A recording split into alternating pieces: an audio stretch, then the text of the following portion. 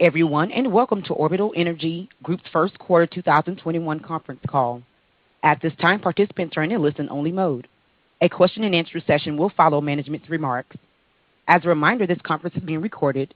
A replay of today's call will be available on Orbital Energy Group's website later today and will remain posted there for the next 90 days. I will now hand the call over to Mr. Eckstein of KCSA for introductions and the reading of the Safe Harbor Statement. Please go ahead, sir. Thank you, operator. Hello, everyone, and welcome to Orbital Energy Group's first quarter 2021 conference call.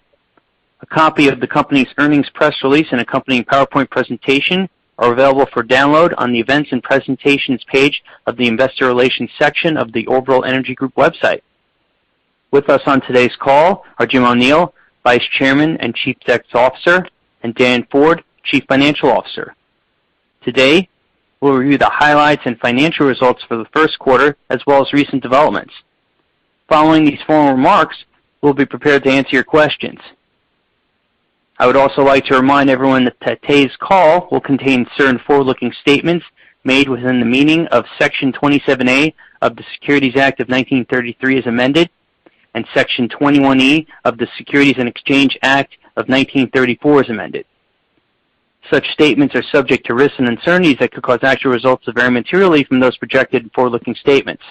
The company may experience significant fluctuations in future operating results due to a number of economic, competitive, and other factors, such as the COVID-19 pandemic, including, among other things, the company's reliance on third-party manufacturers, suppliers, and service providers, government agency budgetary and political constraints, new or increased competitions, changes in the market demand, the performance or liability of its products, integrated solutions, and services.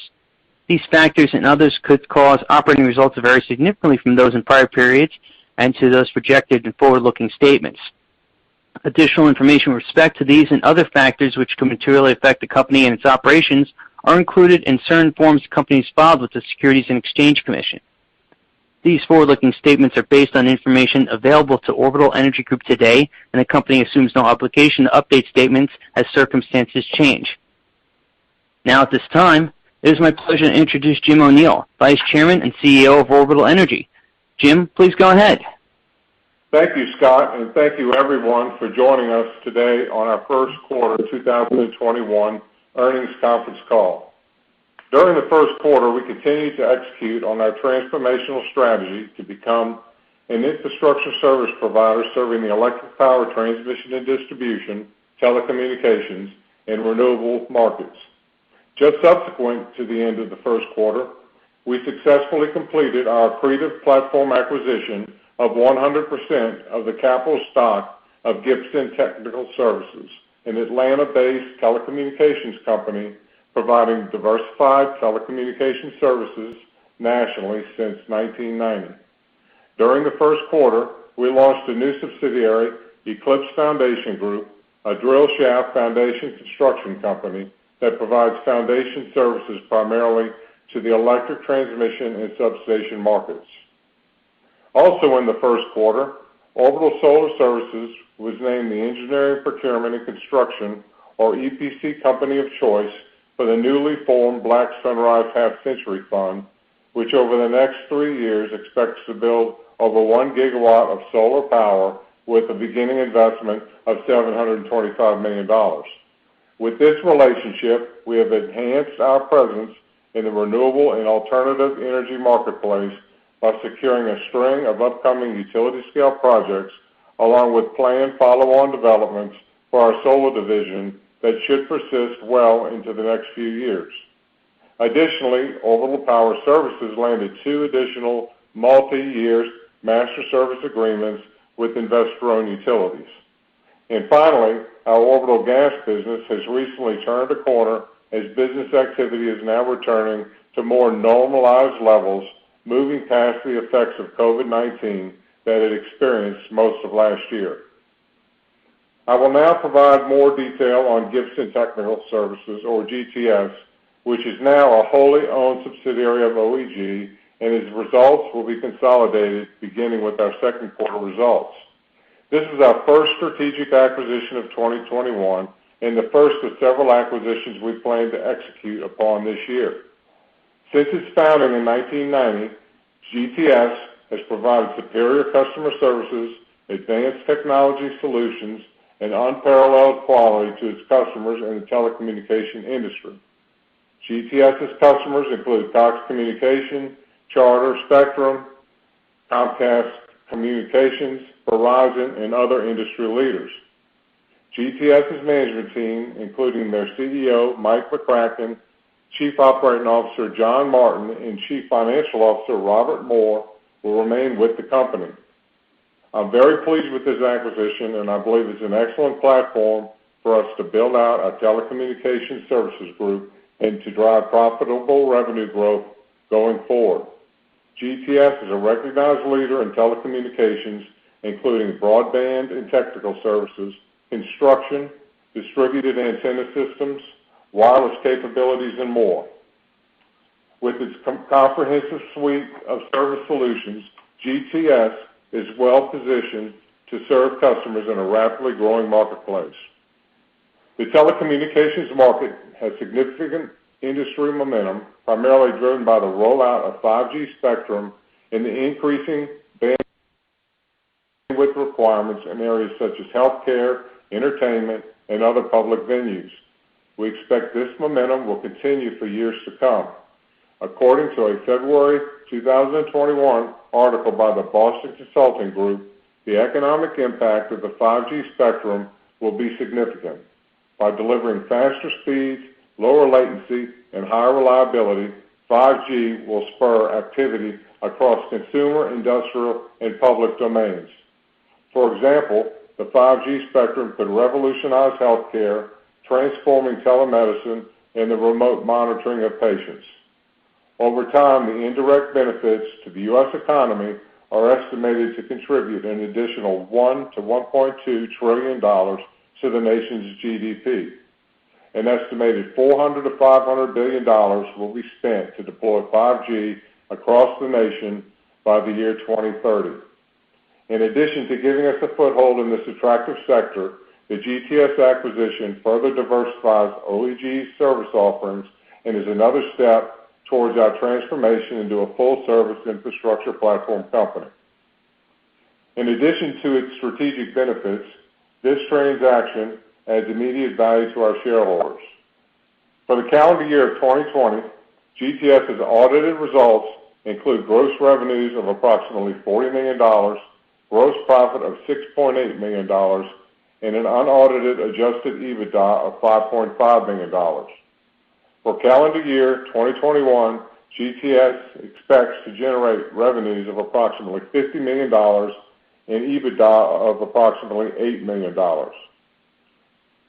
Earlier this month, GTS was successfully awarded projects with a significant number of miles for the build-out of fiber optic broadband infrastructure over multiple states for several telecommunication providers.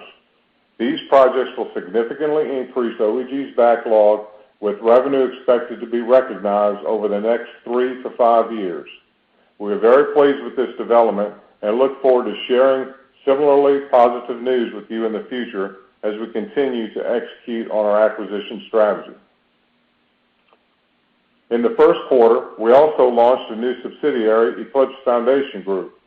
Headquartered in Gonzales, Louisiana, just outside of Baton Rouge, Eclipse is a drill shaft foundation construction company that specializes in providing services to the electric, transmission, and substation, industrial, communication towers, and disaster restoration market sectors. The Eclipse team has approximately 30 years of industry experience and is well known for its expertise in successfully executing projects in extremely difficult operating environments, such as water, marsh, or rock terrain. Eclipse utilizes amphibious equipment, vibratory caissons to construct up to 16-foot diameter shafts at depths greater than 80 feet in marshlands and deeper waters, and also has the expertise and equipment to successfully drill through hard rock and granite. The addition of Eclipse to our electric power infrastructure platform enhances our overall service offerings in an industry that is experiencing growing demand. Eclipse serves as a valuable asset to many of our other operations where we can realize operating synergies, perhaps most notably with Orbital Power Services. The multi-year outlook for capital spending on electric power transmission and distribution infrastructure remains strong. An Edison Electric Institute presentation from February of this year indicated that utility CapEx spending has increased every year in the last decade, increasing from approximately $74 billion in 2010 to an estimated spend of $140 billion in 2020. These figures are the sum of generation, transmission, and distribution spending by our customers. Additionally, over the same time period, not only has the total CapEx spending increased, but the amount of transmission and distribution spending as a percentage of the total CapEx has increased as generation CapEx has decreased about 10% of total CapEx over the 10-year period. Market drivers include state, regulatory, and legislative mandates to modernize the grid, reconfigure the grid from fossil fuel generation to renewables, smart grid investment, and grid security. In addition to our progress in telecom and foundation construction, during the first quarter, Orbital Solar Services subsidiary was named the Engineering, Procurement, and Construction, or EPC company of choice for the newly formed Black Sunrise Half-Century Fund. The Black Sunrise Fund, or BSF, was created in concert with Acon Lighting, a leading developer of clean energy projects across the globe, to bring large-scale solar power to North America by decommissioning coal-fired plants throughout the United States and converting them into utility-scale solar energy farms, producing clean energy. As I mentioned previously, over the next 3 years, BSF expects to build over 1 gigawatt of solar power, beginning with the beginning investment of $725 million. Orbital Solar Services is responsible to provide full EPC services for these solar facilities, with work commencing as early as the fourth quarter of this year. We're thrilled to partner with the Black Sunrise Fund in this socially responsible and environmentally friendly endeavor, which I believe is a great example of showing that corporate America can do well by doing good. These utility-scale projects, along with planned follow-on developments, will enhance our presence in the renewable and alternative energy marketplace well into 2021 and beyond. Further, this venture with the Black Sunrise Fund also advances one of our key priorities, which is to raise our environmental, social, and governance efforts. ESG initiatives are something every corporate entity should consider a priority, and this endeavor will open up significant opportunities for Black entrepreneurs and Black-owned companies throughout the industry. As I've noted previously, at Orbital Energy Group, we intend to be a catalyst for change in the electric power and renewable construction industry, making a meaningful impact to provide opportunities and quality of life for people in need in this country. Now I will review our first quarter 2021 results. Total revenues for the quarter were $9.5 million, a 67% year-over-year increase compared to $5.7 million for the first quarter of 2020. The year-over-year increase was primarily due to the addition of Orbital Solar Services, the ramp up of Orbital Power Systems, and the startup of Eclipse Foundation Group.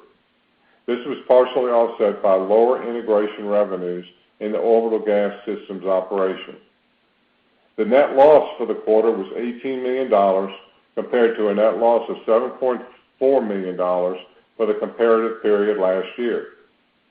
We had higher SG&A expenses compared to last year, primarily due to the addition of overhead costs associated with supporting both Orbital Solar and Orbital Power Services operations, which commenced last year, as well as to support our newly formed Eclipse operations.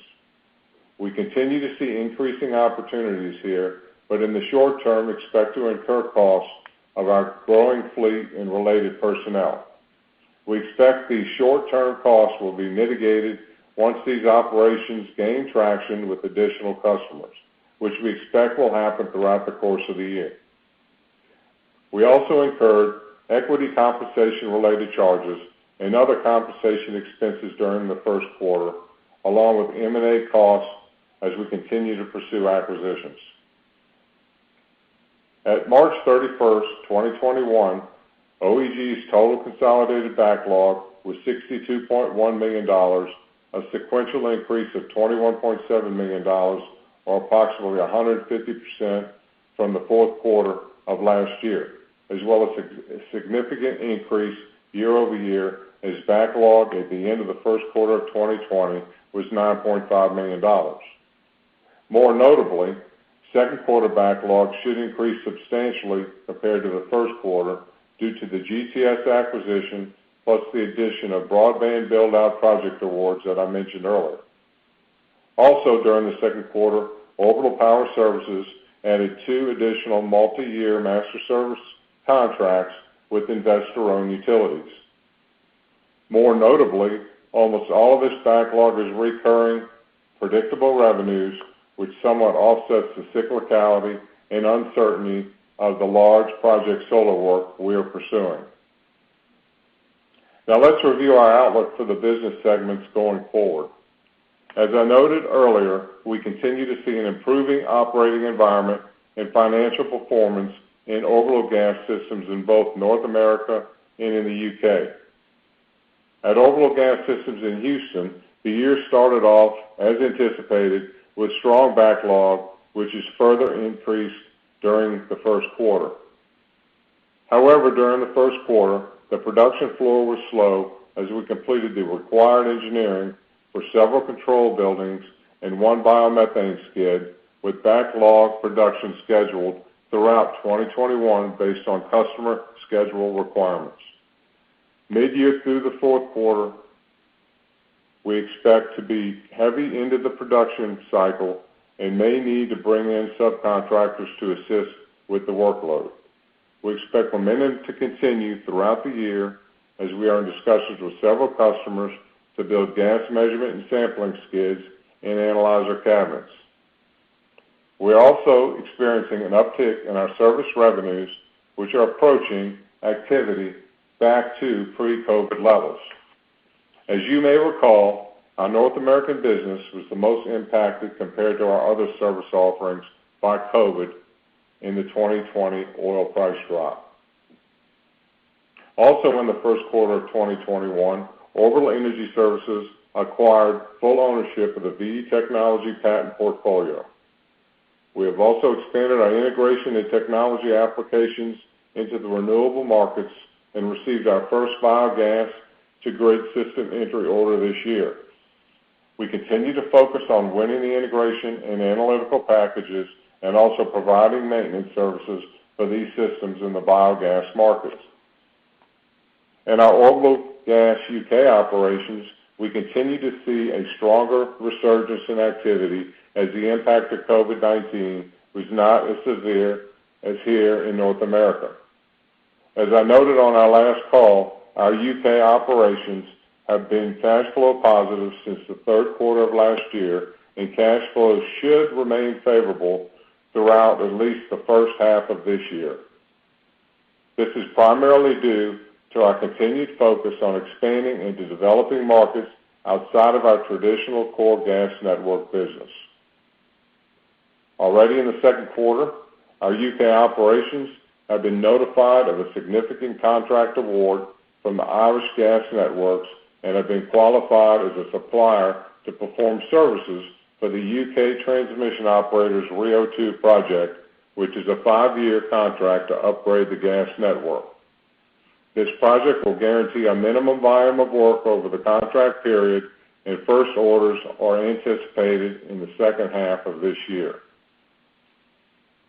The renewable gas market is also accelerating as the UK government incentive program to build biomethane facilities is set to end in March of 2022. As a result, significant orders are expected in the second and third quarter of this year. And finally, Orbital Gas UK will complete another hydrogen project in the second quarter, which strengthens our market position as a proven service provider in this emerging market. Looking at Orbital Solar Services, which provides engineering, procurement, and construction services to the utility-scale solar customers, we continue to see limited activity during the first quarter. This is consistent with the industry at large, mainly due to COVID-19 and its related impact on the manufacturing and delivery delays of solar panels from China to the United States and continuing project delays as people wait on potential incentives and tariff relief from the Biden administration. Progress on solar awards has been slower than anticipated. While we remain bullish about our multi-year outlook for solar, our opportunities have shifted into the second half of this year. Currently, we are in exclusive and final discussions with a major international utility to provide EPC services on a utility-scale solar project in Pennsylvania. Additionally, we're exclusively negotiating to provide EPC services to several community-scale solar projects that are expected to move to construction in the second half of this year. These projects combined are approximately 200 megawatts of utility-scale solar. We continue to pursue other projects in our opportunity pipeline, which is in excess of $1 billion, with many of these projects planned to move to construction this year. As I mentioned on our year-end earnings call, the Black Sunrise Fund project opportunity will likely be in 2022. As I've stated in the past, we remain bullish on the multi-year outlook in the utility-scale solar market. According to the U.S. Solar Market Insight Report, March 2021 publication, the solar industry will see historic growth over the next decade, growing 4 times by 2030 to 419 gigawatts of capacity. This growth continues to be driven by factors driving renewable energy development, including strong demand, declining costs, gains in battery storage technology, and growing incentives and state mandates for the grid operators to move from fossil fuels to renewable power generation. Turning to our Orbital Power Services subsidiary, which provides electric transmission and distribution construction and maintenance services to the electric power industry, we continue to ramp up crews as we are scheduled to start work for 2 more investor-owned utilities in the coming weeks under master service agreements, which provide us with stable and recurring revenue streams. The gating factor in supporting these customers is to ensure our customers have qualified electric transmission and distribution crews that can perform their work safely and efficiently.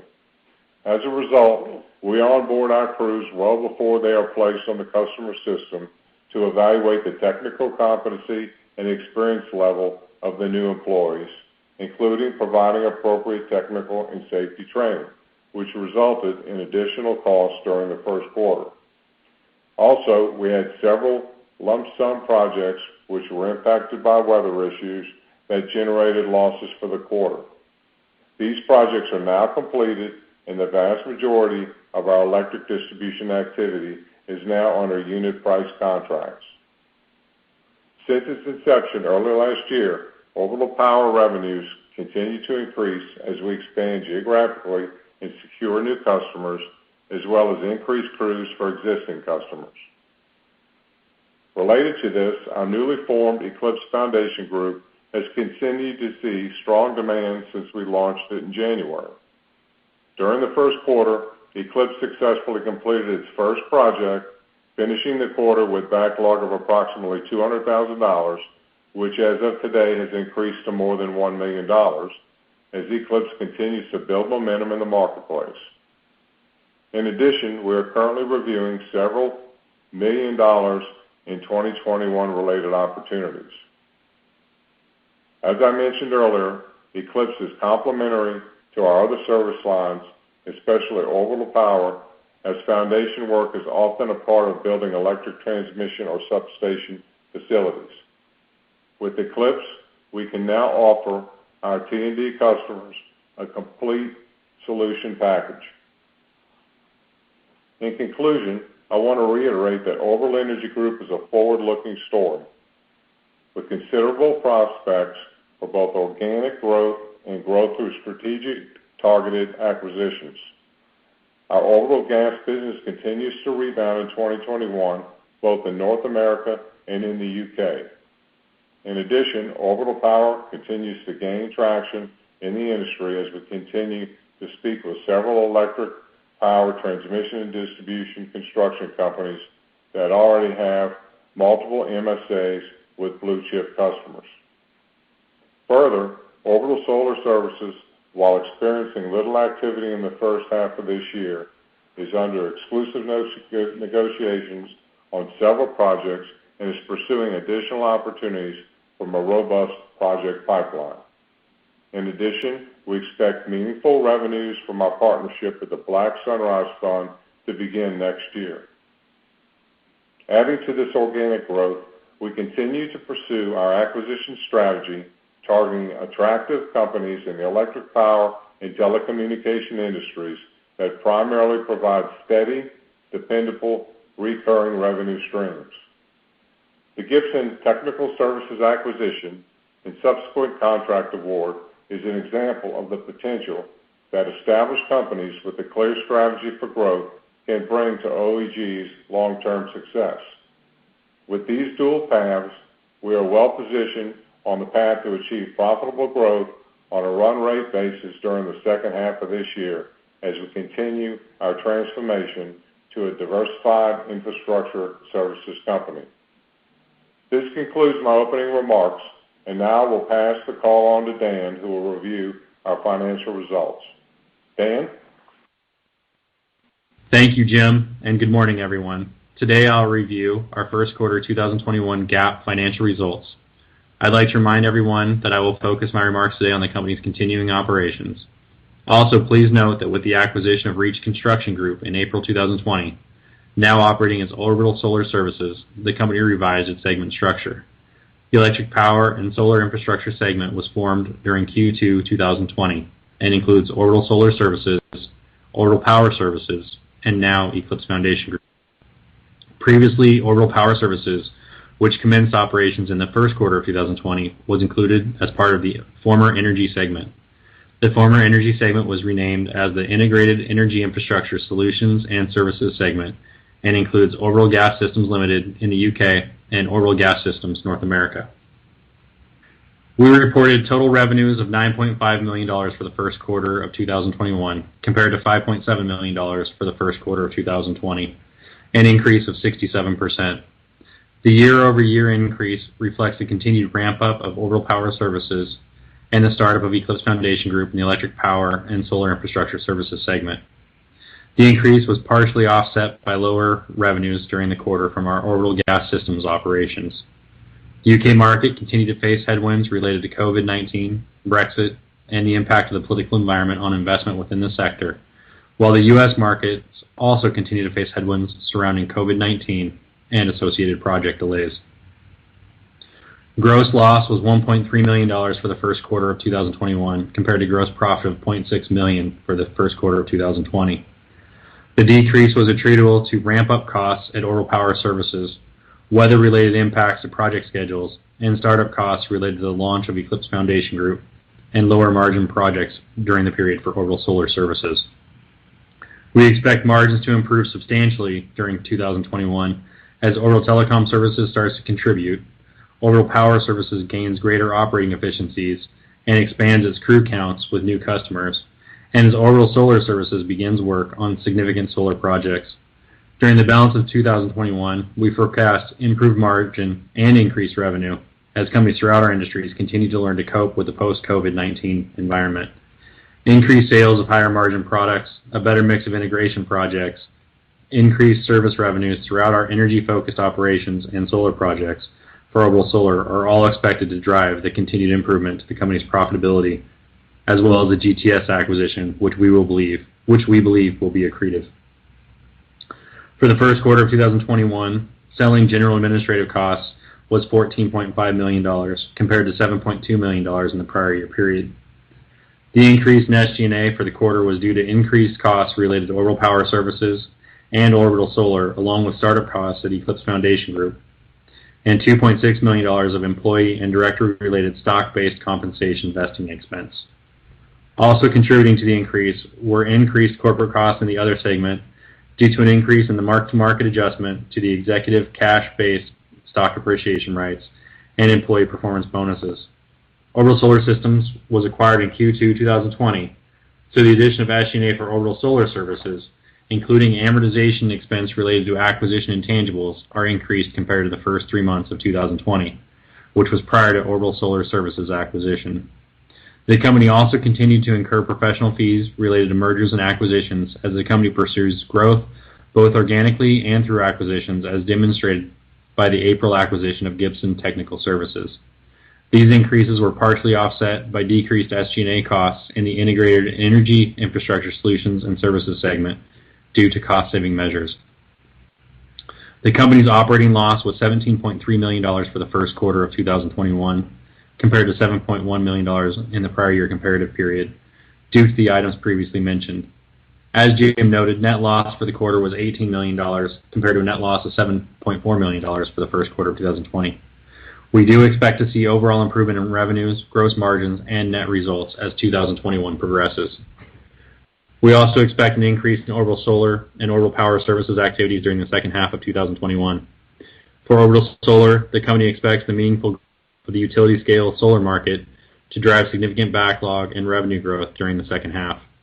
As Jim previously mentioned, Orbital Solar growth will be benefited by its partnership with the Black Sunrise Investment Fund over the next several years. In addition, Orbital Power Services should continue to grow its business throughout the year, and we currently expect this segment to achieve profitability in the second half of 2021. At March 31, 2021, our backlog was $62.1 million, compared to $40.4 million at December 31, 2020, and $9.5 million at March 31, 2020. The year-over-year increase is due to the inclusion of Orbital Power Services' increased backlog and the addition of Orbital Solar backlog. This also reflects updated timing of orders and delivery schedules for integration customers. Lastly, we ended the quarter with cash and cash equivalents of $34.7 million and restricted cash of $1.2 million. In Q1, cash used in operating activities was $13.5 million, compared to $7.7 million in Q1 2020. Cash used in investing activities during Q1 was $3.5 million, compared to $7.4 million in Q1 2020.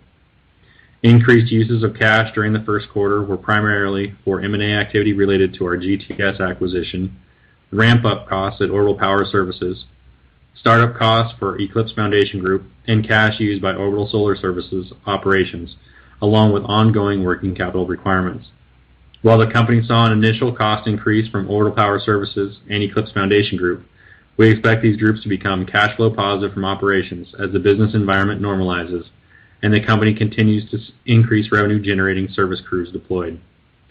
To mitigate these short-term costs, we continue taking steps to shore up our liquidity, including disciplined management of both working capital and expenses. As we mentioned previously, during the height of the pandemic, Orbital and its subsidiaries entered into unsecured loans in the aggregate principal amount of approximately $1.9 million pursuant to the Paycheck Protection Program. The loans and interest thereon is forgivable, partially or in full, if certain conditions are met. The company has applied for forgiveness of these loans. During the first quarter of 2021, we supplemented this liquidity by issuing $45 million worth of common stock. Subsequent to quarter end, we closed on $10.7 million of debt funding to further support operating and M&A activities going forward. Additionally, we filed a shelf registration allowing OEG to issue as much as $150 million in additional shares of common or preferred stock or public debt as we explore potential avenues for growth and acquisitions. With these enhanced sources of liquidity, we remain confident in our ability to continue executing on our strategic growth plans. With that, I'll now turn the call back over to Jim for closing remarks. Thank you, Dan. In summary, in the first quarter of 2021, we continue to execute on our strategy to transform Orbital Energy Group into an infrastructure service provider serving the electric power, transmission and distribution, telecommunication, and renewable industries. We achieved several milestones during the quarter, including our entrance into the telecom sector with our acquisition of GTS. Additionally, we expanded our breadth of capabilities in our electric power, transmission and distribution services with the launch of the Eclipse Foundation Group, a turnkey deep foundation construction provider whose skill set complements our Orbital Power Services Group.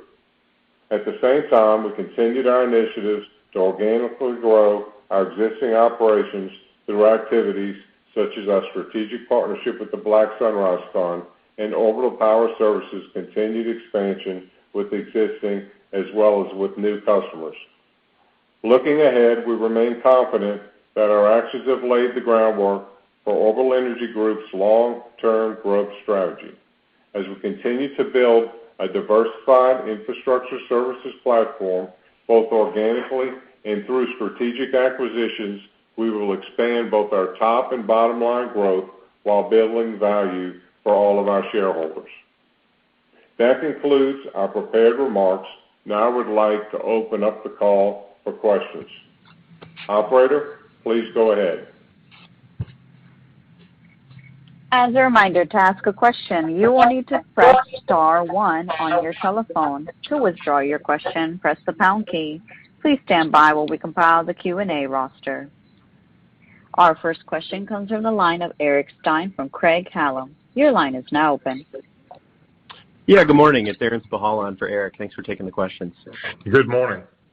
Good morning, Eric. Morning.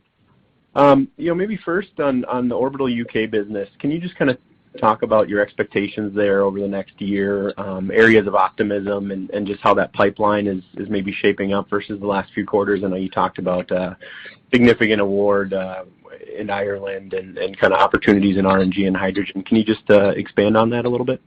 Yeah, we've been positive cash flow or neutral cash flow since the third quarter last year, and we expect that to continue throughout the year. So we're definitely seeing improvement. I would say that the biggest part of that improvement is diversification, both geographically with natural gas, and then in addition to natural gas, pursuing new markets, specifically renewable energy, which has been a big boost to the company's overall revenue. The Rio project, we expect that to be announced. We participated on that in the past. There's very few suppliers that are approved to be on that system. It's a 5-year build out that's going to have a minimum guarantee of revenues per year. So that should ramp up toward the second half of this year, which we're pretty excited about that because that'll be a major contributor to revenue.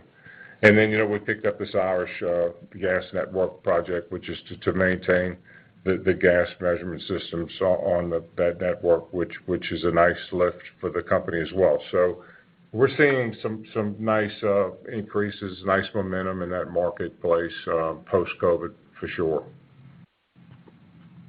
All right, thanks for the color. And then on backlog, can you kind of give a breakdown of kind of timing of recognition there? And obviously it sounds like there's quite a bit of opportunities that have happened in the second quarter and you expect to happen in the back half with solar that can kind of be converted into revenues as well. So just trying to get an idea of kind of cadence of revenues in the back half of the year. Sure. So approximately half of the backlog in the electric power and solar segment we would expect to turn over in 2021. And then all of the backlog pretty much in the integrated energy infrastructure group, so the gas group, we would expect to turn over in 2021 as well. And so we see some room, though, to be increasing both of those during the remainder of the year also. So we're really positive on where the backlog stands right now. And that's without the telecom addition as well, the backlog that's going to come in from Gibson, and then we haven't quantified the master service agreements that we have to build out broadband over a several state area. But we will have more detail on that in hopefully the coming weeks, definitely by the end of the quarter. And that should significantly increase backlog, even though that big project, the broadband build out, isn't really going to get started until the fourth quarter of this year. Understood. And then maybe last for me, you touched on it a little bit, supply chain. Can you just kind of talk a little more broadly about what you're seeing, supply chain, not just in solar, but maybe across the rest of the business, and any kind of labor constraints that you're seeing at all? Well, that's a really good question. I mean, labor has historically been the biggest gating factor, especially on the electric power side of our business. But now we're seeing some equipment delays from COVID. The manufacturing of new bucket trucks, for instance, typically you feel these effects 9 months after, 9 months to a year after in the construction business. And that's what we're seeing now. We're having to, make commitments to equipment out to 2022, which, typically that hasn't happened in the past in this industry. So I think, the big areas are the bucket trucks and the digger derricks and the specialized equipment that you use in both the telecom and the electric power side, as well as some delays in the solar panel deliveries from China. But we'll work through it. We've got a path to mitigate some of these issues going forward. But it is a headwind. All right. Thanks for the color. I'll hop back in the queue. Thank you, Aaron. Thank you, Aaron. Thank you. Our next question comes from the line of Jeffrey Campbell from Alliance Global. Your line is now open. Good morning. Morning, Jeff.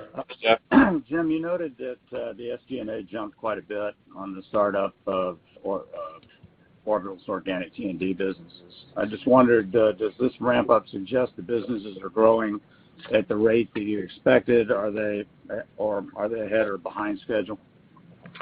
Well, I think we're right on schedule. I mean, we have been pursuing additional investor-owned utility MSA work for probably the last 4 to 6 months, and we needed to just get a resume of working safely and efficiently, which we have. So we've been asked to participate for these two more utilities under these master service agreements, and so we got to be thoughtful about bringing people on, and so we had to bring on probably close to 10 crews. And get them through the evaluation process and training process before we put them on the system. So, and to Dan's point, once we get a consistency of work that can carry the profitability of that group, I mean, we continue to spend money to try to ramp up, which is a good thing, but it doesn't serve well to the bottom line during the transition. But I think we're on schedule to where I expected to be with the electric power distribution group for 2021. Okay, great. Thank you for that color. You noted your intention to make additional acquisitions this year. I wondered if you could just give us some high-level color on how that effort is progressing, and in particular, if the bias for acquisitions is toward the power group or the telecommunications businesses, or just based on the quality of the businesses that you're looking at. I think I'm agnostic to whether it's the electric transmission and distribution or telecommunication. We're being more opportunistic. I'll tell you, when you buy a platform like Gibson, the power of synergies really comes from trying to find organizations that are synergistic with the platform. So we're looking at tuck-ins that we think will make the 1 + 1 = 3 or more factor.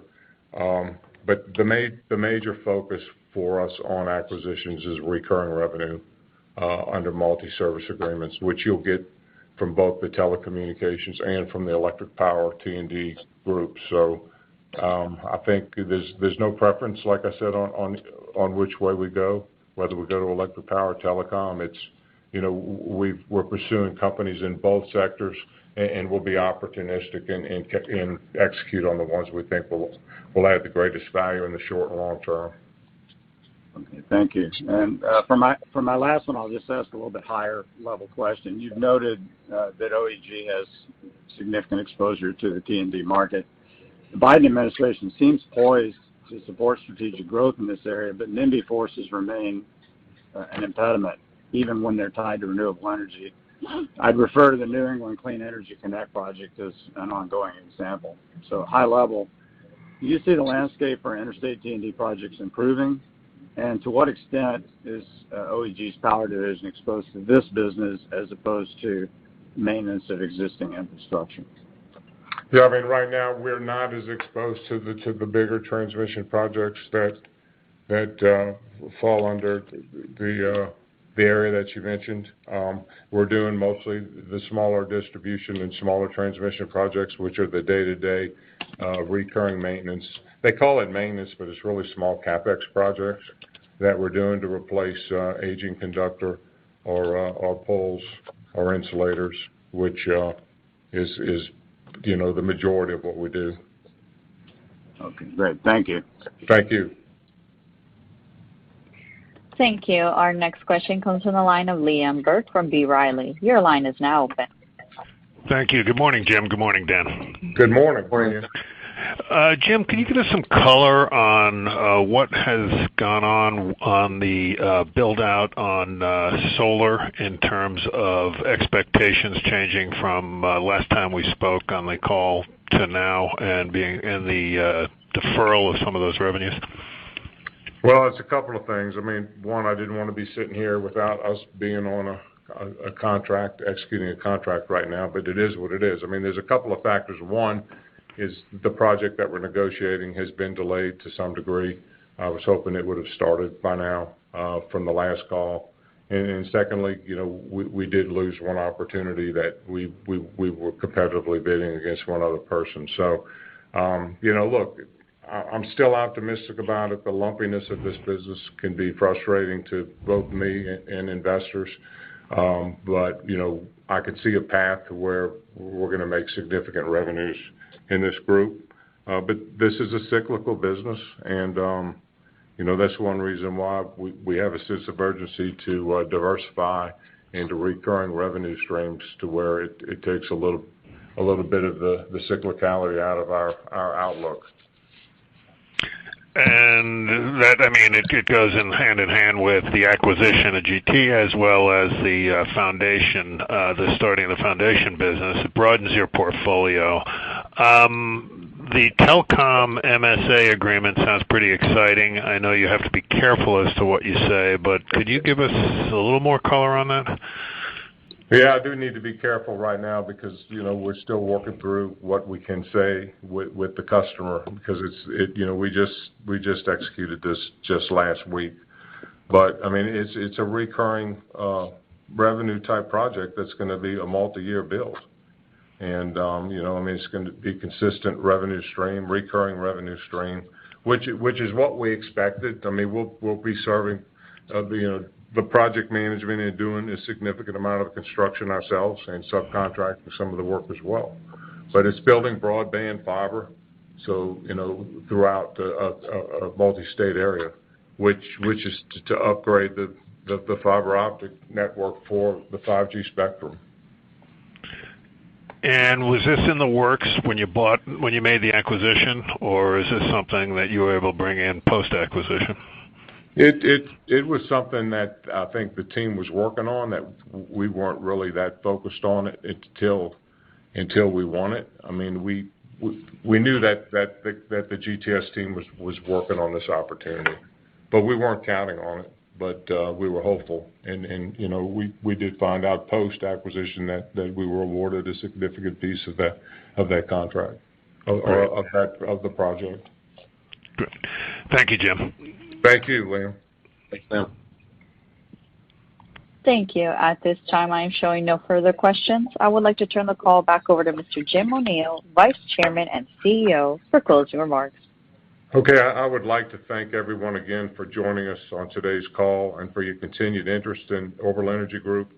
And we look forward to having follow-up conversations with many of you and updating you on our progress. So thank you again and have a great day.